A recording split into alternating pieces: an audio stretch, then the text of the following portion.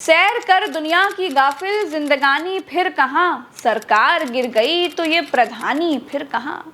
नमस्कार दोस्तों, सबकी अपनी अपनी प्रायोरिटीज हैं। मोदी की प्रायोरिटी प्रधानमंत्री बनते ही अपने दोस्त पुतिन से मिलने की थी, इसीलिए वो रूस चले गए। राहुल गांधी की प्रायोरिटी मणिपुर हिंसा और असम के बाढ़ पीड़ित लोगों का दुख दर्द समझने की थी, इसीलिए वो मणिपुर और असम चले गए। पूर्वोत्तर में पिछले साल जब मणिपुर जल रहा था, तब भी नरेंद्र मोदी विदेश चले गए थे। इस बार भी असम को भीषण बाढ़ भरे हालातों में छोड़कर वो विदेश चले गए हैं। दोस्तों, नरेंद्र मोदी जी की लोकप्रियता भारत में अपने बिल्कुल निचले स्तर पर पहुंच गई है। यूट्यूब व्यूज के मामले में नरेंद्र मोदी राहुल गांधी से कोसों पीछे हैं। लोकप्रियता घटी है, भयावह घटी है। और वो लोकप्रियता घटने के मायने 240 सीटें आने पे ही दिखता है। मोदी कार्ड तो नहीं चला ना कहीं, क्योंकि मैंने तो उनको कहा कि अनपढ़ नहीं है, वो कुपढ़ है। तो कुछ भी बात बोलते थे वो, a plus B plus square, उस स्क्वायर के बाहर निकालो, 2 से मल्टीप्लाई करो। वो ऐसा अरिथमेटिक सिखाते थे, अलजेब्रा सिखाते थे, लोग को समझ भी नहीं आता। हाइड्रोजन ऑक्सीजन करते थे, मटका उल्टा रख के गैस जलाते थे। 4 सदी के संतों को इकट्ठा बिठाते थे, रडार से बादलों के पीछे से प्लेन छुपा के रडार से बचते थे। ये ऐसी कई गलतियां वो करते थे। तो जितना कम बोलेंगे उतना ज्यादा कम एक्सपोज होंगे। बंद मुट्ठी 1.25 लाख की होती है, मोदी जी की मुट्ठी खुल गई तो खाक की हो गई, दिख गया लोग। चुनाव में जीत के मार्जिन के मामले में नरेंद्र मोदी फिसड्डी नेता रहे हैं, या यूं कहिए कि हारते हारते बच गए हैं। राहुल गांधी सबसे आगे खड़े हैं और अब लोकप्रियता के मामले में भी राहुल गांधी आगे निकल गए हैं। इतना आगे निकल गए हैं दोस्तों कि भारत में आईएएस की तैयारी कराने वाले टीचर और मोटिवेशनल स्पीकर तक ने 2029 में राहुल गांधी के प्रधानमंत्री बनने की भविष्यवाणी कर दी है। 29 में अगर ऐसे ही वो साधना करता रहा व्यक्ति, तो मेंस भी निकलेगा और इंटरव्यू भी निकलेगा। बस राहुल गांधी तैयारी ना छोड़ें। अगर इस तरह से साधना वो करते रह गए तो 29 में उनका मेंस भी निकलेगा और इंटरव्यू भी निकलेगा। दोस्तों, एक वक्त था मोदी भारत की जनता के दिलों में राज करते थे, लेकिन आज की तारीख में जनता मोदी को झूठ बोलने वाले नेता के तौर पर जानने लगी है। मोदी ने कुछ समय पहले कहा था कि उन्होंने सड़क बनाने के लिए स्पेस टेक्नोलॉजी का उपयोग किया है।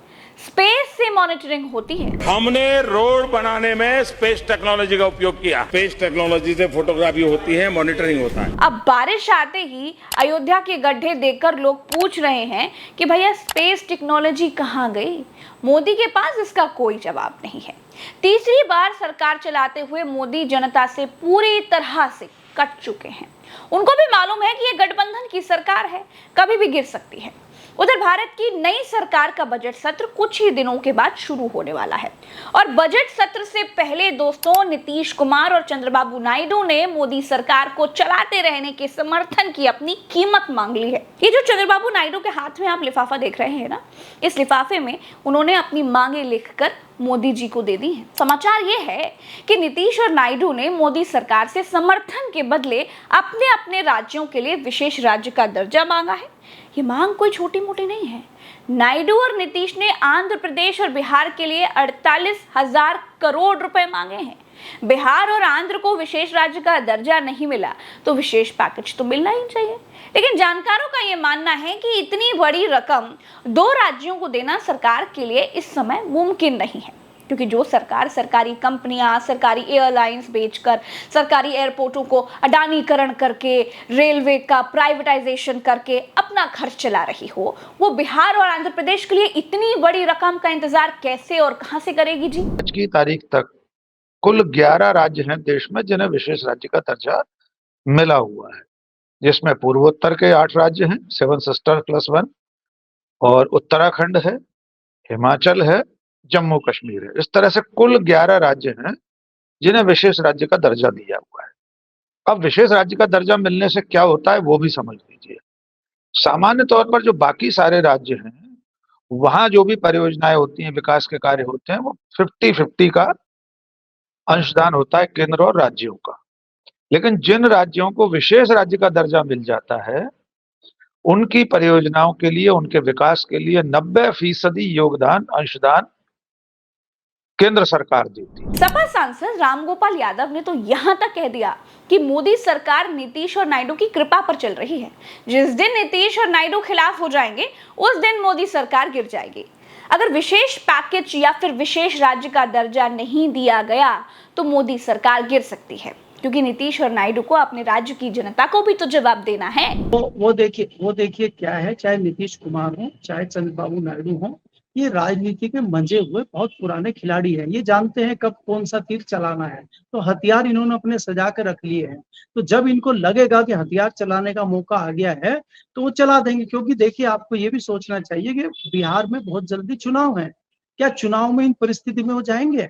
और जब उनको भारतीय जनता पार्टी से गठबंधन तोड़ना होगा तब उनको एक बड़ी चीज बतानी पड़ेगी जनता को कि हमने तो अपनी जनता के लिए विशेष राज्य का दर्जा मांगा था, नहीं दिया इन्होंने। विशेष पैकेज फिर हमने मांगा, वो भी नहीं दिया। अब बताइए फिर हम कैसे इनके साथ रहे, तो लिहाजा हम इनसे अलग हो रहे हैं। तो वो एक भूमिका इस तरह की प्लान के चलेगी।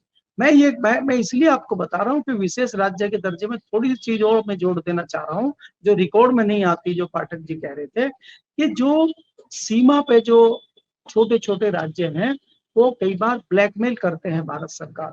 तो ये कहते हैं कि हम चाइना हमें ज्यादा फैसिलिटी दे रहा तो हम तो चाइना में चले जाएंगे। तो इसलिए उन राज्यों को विशेष राज्य के दर्जे का जो है ये दर्जा दिया जाता है, ताकि भारत सरकार की योजनाएं वहां चलती रहे और वहां पे कोई इनकम टैक्स नहीं है, कोई किसी नागरिकों को कुछ नहीं देना है, कोई वहां पे भयंकर ऑडिट होता नहीं है। तो इसलिए उन राज्यों को संभाले रखने के लिए, बांधे रखने के लिए चीजें की जा सकती है। सेंसिटिव राज्य कश्मीर भी है, वहां भी यही स्थिति है, वो एक अलग मामला हो गया। लेकिन यहाँ पॉलिटिकल मैटर है, ये यहाँ पॉलिटिकल मैटर है, इसलिए किसी भी स्थिर राज्य को इस तरह का दर्जा देना बिल्कुल नामुमकिन है। दोस्तों, नीतीश और नायडू को उनके मन के मंत्रालय तो नहीं दिए गए, अब विशेष राज्य का दर्जा भी नहीं मिला, तो नीतीश कुमार को पलटने में बहुत ज्यादा वक्त नहीं लगेगा। क्योंकि नीतीश कुमार अपनी पार्टी की केंद्रीय कार्यकारिणी की मीटिंग में बिहार को विशेष राज्य का दर्जा दिलाने का प्रस्ताव पारित कर चुके हैं। और ये प्रस्ताव पारित करना बताता है कि नीतीश कुमार की तरफ से फुल दबाव बनाया जा रहा है। दूसरी तरफ नीतीश को निपटाने के लिए गोदी मीडिया को उनके पीछे लगा दिया गया है। जी हाँ, जो गोदी मीडिया बीजेपी शासित असम में बाढ़ के हालात, बाढ़ की न्यूज नहीं दिखाता है, जो गोदी मीडिया बीजेपी शासित मणिपुर की न्यूज नहीं दिखाता है, वही गोदी मीडिया एनडीए शासित नीतीश राज वाले बिहार में पुल गिरने की घटनाओं को अपनी लीड स्टोरी बनाकर दिखा रहा है। नीतीश कुमार की पार्टी को यह सब कुछ समझ में आ रहा है। नीतीश कुमार की पार्टी कहती है कि बिहार में नीतीश के नेतृत्व में चुनाव होगा, बीजेपी कहती है कि वो अकेले सरकार बनाएगी। देखिए, तलवारें भीतर ही भीतर खिंच चुकी हैं। नीतीश को बिहार की गद्दी से हटाने का ऑपरेशन लोटस भी भीतर ही भीतर चल रहा है। बहुत जल्दी बहुत बड़ा राजनीतिक परिवर्तन देखने को मिल सकता है। दोस्तों, टीजीपी भी बीजेपी की विचारधारा की पार्टी नहीं है, लेकिन है ये दोनों साथ में। इनके गठबंधन का हाल भी बहुत जल्द बीजेपी और महबूबा मुफ्ती के गठबंधन जैसा ही हो सकता है। मोदी को ये बात बड़े अच्छे से मालूम भी है। इसमें कोई दो राय नहीं है कि ये जो दो पार्टियों के साथ, दो एलाइज के साथ, जो मुख्य एलाइज दल हैं जिनको हम आज बात करते हैं, नीतीश कुमार का और चंद्रबाबू नायडू का, ये बेमेल गठबंधन है और ये स्वार्थ का गठबंधन है। इसमें हम लगातार बोल रहे हैं, तो स्वार्थ बहुत ज्यादा दिनों तक चलता नहीं है।